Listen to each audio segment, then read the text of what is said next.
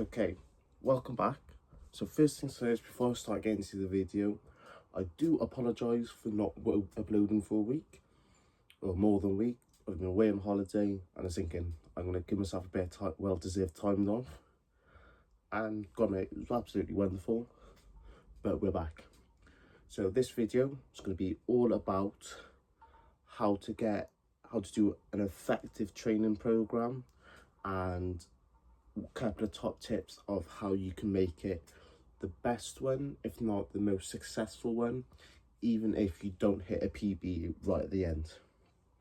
So first things first, there's loads of things that can make a training plan a very effective one and not an effective one. You're probably now wondering, what do you mean by effective and non-effective? So first of all, I'm going to start with things that don't make an effective training program. So the first one is very simple. You don't have anything in. Now you're probably thinking, what do you mean you don't have anything in? As in, you don't have any structure or goal or distance or something you keep to every single week. So for example, I found a little structure, a little routine that fits my schedule, as well as I can work around it if work comes up, if I have to go out, if got plans with friends and so on. So it all determines of what's best suited for you.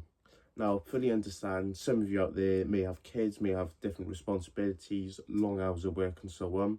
So I want you to jot down what you do on every day. So for example, work 7:30 till 1:30, and then pick up kids from school, or you have to go to training somewhere else, or you have to do something after work, and then try and find little places where you can go for a run. So for example, if you start work at 7:30 and you know it only takes you 10 minutes to drive there or 20-minute walk, you can think, if it takes me 10 minutes to drive, I can wake up a little bit earlier, say 6 o'clock, and just get a nice easy 5k, half an hour running, come back, shower, get yourself changed and everything, and then go off to work. And that's as easy as that. So that's the first thing. The second thing is, if you miss the run, I think all of us runners have a bad habit of this, is that if we miss the run, we think we need to catch up on it. You don't. It's not as big of a deal as you think. I understand missing a big block of runs will have an effect, but if you miss 1 or 2 runs here and then in the week, it's not going to be a big one. So the trick is, if you can't make a run or can't do a run, don't stress about it. Just generally think, is there 5k gonna hurt that bad if I drop it? Is there 8k runs gonna drop it? You might lose a little bit of fitness. Maybe no, you won't even lose any fitness, to be perfectly honest with you. You won't even lose anything. Is think about it. It's not going to be a big deal, and if you really think about it, you're giving your body a bit of chance to recover as well.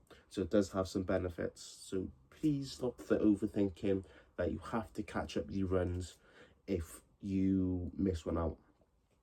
So, and the last thing, before I start waffling on even longer than I have to, is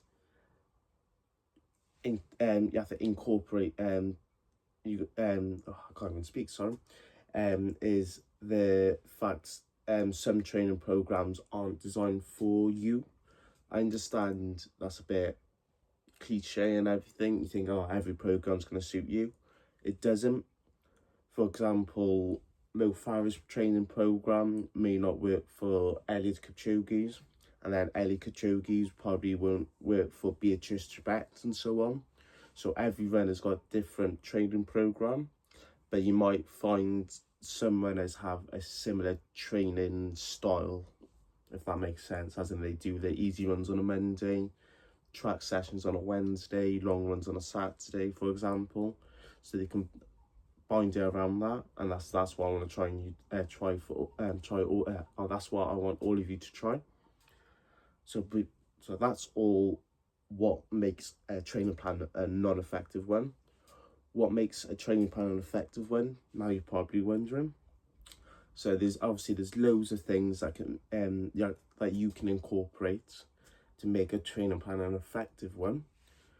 So first things first is the first thing is that makes a training plan effective is you incorporate speed work. Now, I'm not talking all out effort 400 meters. That will work to a certain degree, but the only thing that will help with is your VO2 max, which is all it is how much oxygen you can intake and your body can use in a minute. And that will increase that, but you're not going to get the real benefit of the training effect you will get, which is lactic threshold. And all that is just it helps your body be more efficient and effective when clearing out lactic acid. All it is just when your body works past a certain effort level, and then that starts accumulating a lot of CO2, which is lactic acid, and now that's what makes your legs feel tight and feel like a sensation of cramping after you had a hard race. So that all speed work does is help you work at your goal pace and also help you be more effective at clearing out lactic acid. So for example, a session that I like, is a big favourite of, is 1 mile at your half marathon effort. If you haven't done a half marathon race, you can adjust it to however way you like. You can do 1 mile at your 10k effort, or your rough estimate 10k effort, and then you can do 6 by 1k at your 5k effort, and then bring it back up to a mile for the last mile at the end of the session. Bring it back up to your 10k goal pace. So that will work on your speed, your goal pace, as well as your speed endurance, and your working your lactic threshold as well. So the second thing is easy runs. I know it sounds like common sense, like putting a water into a cup, for example, but if you don't have the base, so the base for you in order for you to run those higher mileage weeks, those longer runs, those harder sessions, those longer sessions, and so on, you're not going to be fit enough. I know, a bit cliche, but your body's not going to be adapted to the training if it's not used to running for longer. So that's what you call working on your respiratory system. So all that is your heart and lungs working for a long period of time. So if your heart and lungs are not used to working for a long period of time, your body's not going to be used to working for a long period of time. So it's a bit like compound interest. The more easy runs you do, the easier the longer sessions will be for you. You may not feel it in the first couple of weeks because your body takes time to adapt to these changes and these adaptations. But after a month, you may feel like your runs are getting easier. You may see that your heart rate might be lower and you can work at a little bit faster pace during the easy runs and so on. So there's lots of different things that are beneficial when you do your easy runs. And the last thing is making sure you get your recovery and nutrition locked in. Now, I'm not a sports coach. I haven't got any sort of those qualifications. The best qualification I've got is a lifeguarding one, and that's got no relevance to this at all. But in order for you to perform at your best, you must make sure you put the best things in your body. So for example, if you don't eat a carb heavy breakfast in the mornings, your body will not have enough energy for your sessions, maybe in the morning, in the afternoon, or the evening. So those sessions will be harder. You feel like you're dizzy, maybe lightheaded because your body doesn't have enough energy.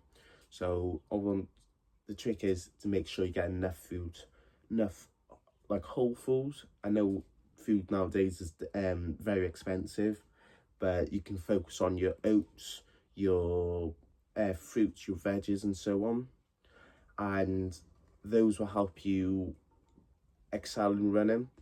And then for recovery, you can there's a couple of things you can do. You can do stretching, you can get a massage going, you can go to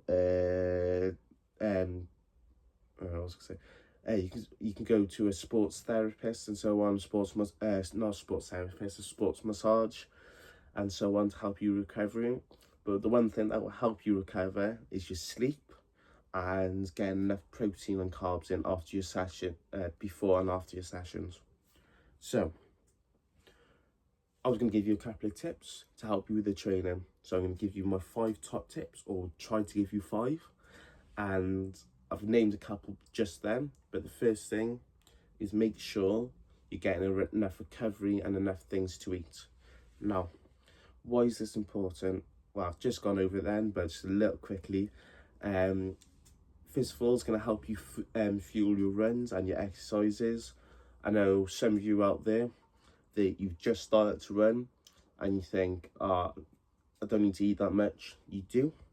I'll try and pop a little stat there, but I think it's something like 60 grams or something of carbs per kilo of weight or something. But I'll put it there just to make sure everything's clear. And then you're going to make sure, if you want to, you're going to make sure you have enough protein. So that's 0.8 grams of protein per kilo of weight. And then there's loads of things I can speak about, but just make sure you get your fruit and veg in, because those have a lot of vitamins, a lot of basic things you need for running, like magnesium, zinc, and vitamin D. So those are the 3 essentials, I'd say, for every runner out there. So the second tip is just make sure you enjoy it. I know it's silly, I know it's cliche, I know it's a bit temperamental me saying that, especially with the weather we're getting around in some places. But if you're not enjoying your running, it's going to make it harder for you to stay consistent. It's going to be more difficult on yourself. So I'd say if you've got a running you've got a partner, a friend, siblings, parents, whoever that likes to run, try and persuade them to come out on your runs with you, and then at least you have someone to talk to, someone to keep yourself going and so on, and that will help you stay motivated and disciplined to your training plan. Sorry, I'm got a bit brain dead today, I do apologise. The third tip is make sure if your trainers, so your running shoes, any sort of kits, any clothing and so on is getting damaged, or you see wear and tear, I'd say start looking in shops, online and so on, for the pair of shoes that you got along with and so on, because if you leave them to the last second, or you try to keep running in them, it's going to have an effect on your body. I tried to run in a pair of shoes once that my gaits didn't like, and the shoes were definitely not suited towards me, and I got a little bit of pain down my right leg towards the bottom. I'm not sure what the bone is called, but I got a little pain down there, went to a gait analysis and got it sorted out. So that is part of that there as well, is making sure you got the right shoes as well, because there's nothing worse than running in the wrong pair of shoes that isn't tailored for you. So the fourth tip is making sure, I do apologise for that, stop working for 2 seconds, a bit laggy, but the fourth tip is making sure you get your easy runs in. I know I've said that before, I know I will keep repeating it and so on, but without a good base, you won't be able to do those harder sessions. And as you progress through your running, as well as getting those longer distances, maybe longer races, more challenging races, you're going to need that base regardless. The elites need it, us beginners need it, us as recreational runners need it. It's just something that will help you drive your running. And the last tip is just making sure you're not stressing about your times. It doesn't matter if your easy run is 5 minutes, 10 minutes, 20 minutes longer. It's all about making sure you get those easy runs in, just making sure you get those just general runs in, just to make sure you can keep going and keep working at that certain paces, at whatever you do, and just making sure you can do with those gym sessions and so on. So that's going to be it for today. Hope you enjoyed the video, and once again I do apologise for not uploading for a week or over a week. And if you can, I'm not going to be too fussed. I'm more than happy for everyone who's watching here. Drop a sub below, try and share it out, give it a like, do whatever you want within reason. And I want to say very big good luck for everyone who's running the Cardiff 10k this Sunday. I'll be there, so if you do spot me, just give me a wave or something, and I'm more than happy to have a chat.